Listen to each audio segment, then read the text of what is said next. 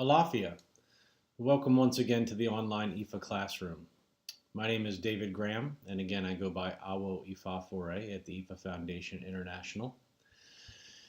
And today I want to talk about the idea that not everyone is supposed to be a Babalawo, or not everyone is supposed to be an Ian Ifa, not everyone is supposed to be an Ifa priest. If you have known me in an Ifa context or you've done any work with me, you've probably heard me say in passing, well, not everyone's supposed to be an Ifa priest. And anytime I say that in a social setting, it tends to raise eyebrows, as if I'm saying something, offensive or off the cuff or an off-color remark.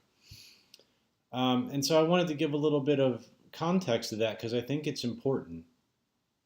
And when I say that, it's exactly what I mean. Not everyone's destiny is to be an Ifa priest.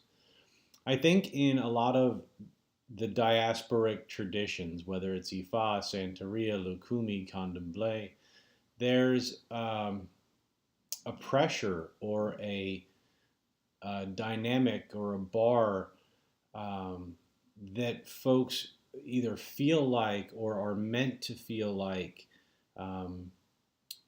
they have to become initiated in order to mean something, in order to have something, in order to receive some degree of power, in order to receive some degree of preferential treatment, either from the community or from the Orisha themselves, or on and on and on. And more importantly, I think a lot of times people are made to feel less than if they're a non-initiate. Or even worse, meant to feel like we, the initiates, the Babalawos, the Orisha priests and priestesses, have or possess some special power that they don't, and as such are, quote unquote, better or higher or whatnot. When I say not everyone is meant to be an Ifa priest, that's exactly what I mean.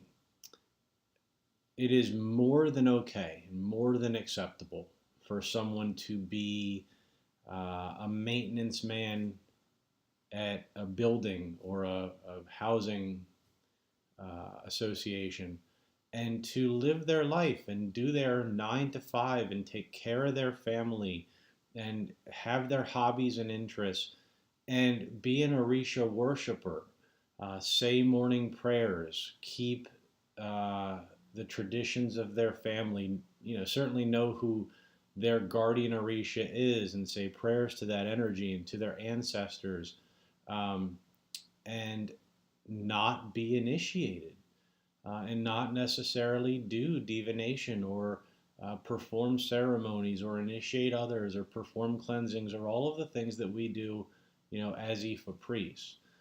I think that is more than okay. In fact, I would say that on a lot of levels, that might sometimes I tend to say that might even be an easier existence spiritually.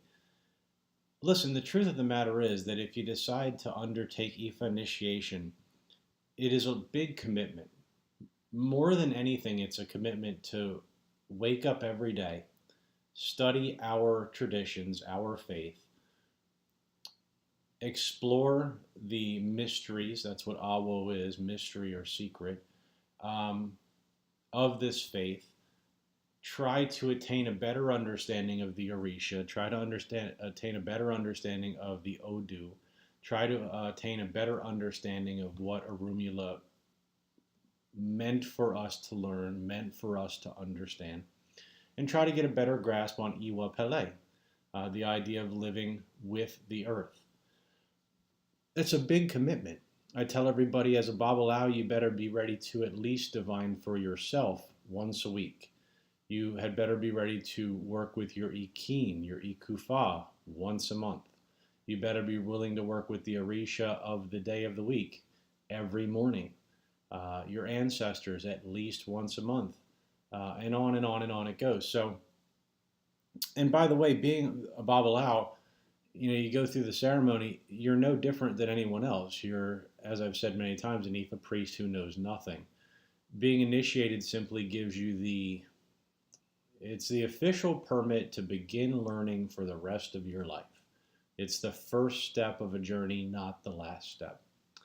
But it comes with rules, responsibilities, things that must be done. It is, as I said, the first step on a lifetime commitment to studying and understanding this tradition and understanding this faith. It doesn't make you any better than anyone else.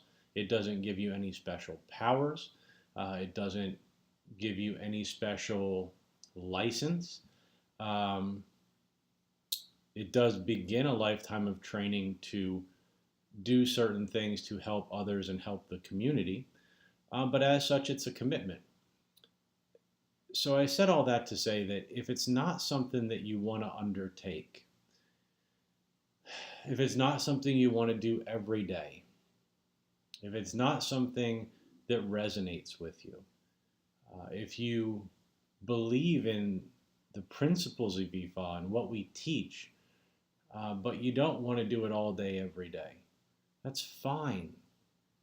Arumula won't be mad at you. Eshu will not trick you as a result of it. The Orisha will not punish you.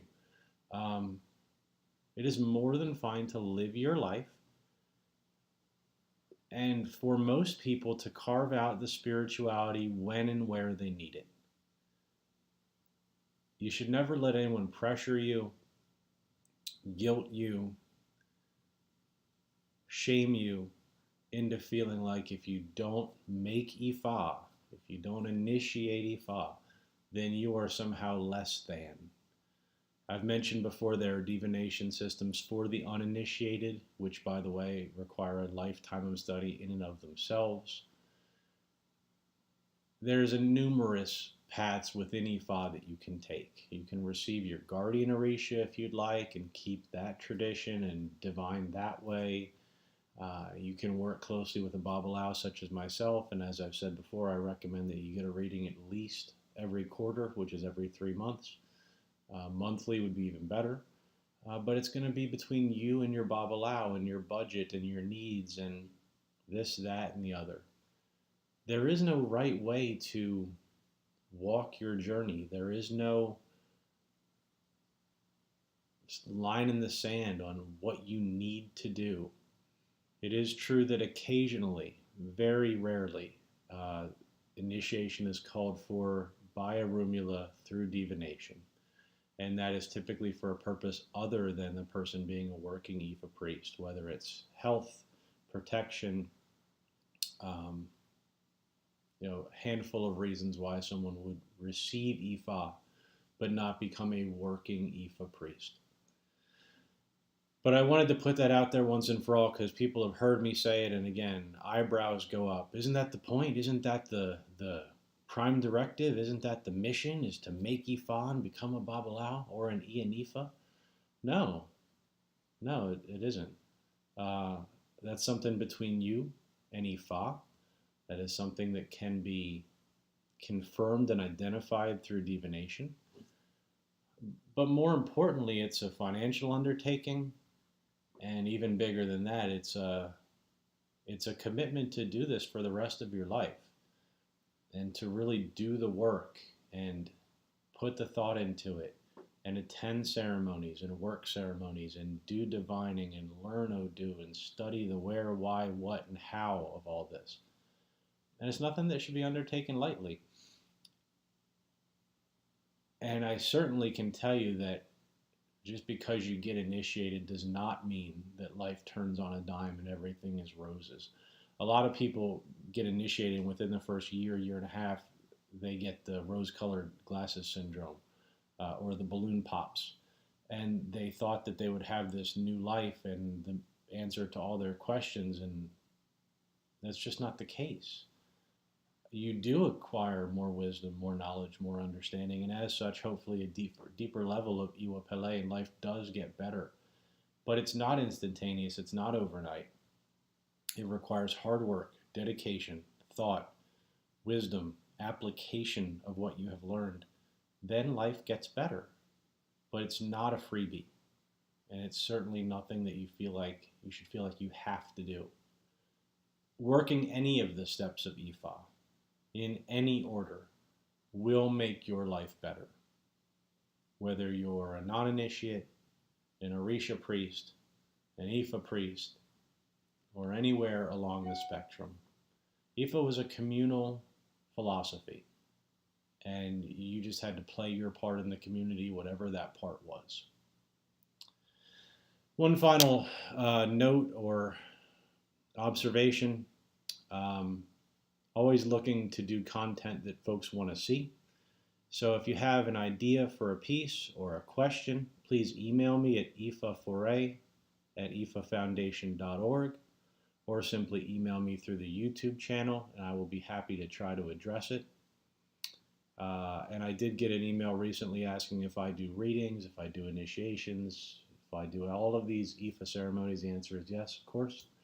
And again, I can be reached via email to schedule readings, etc., etc. So if there's something you want to know, something you want to talk about, please let me know, and I'll do my best to address it. And until next time, take care of yourself, take care of each other.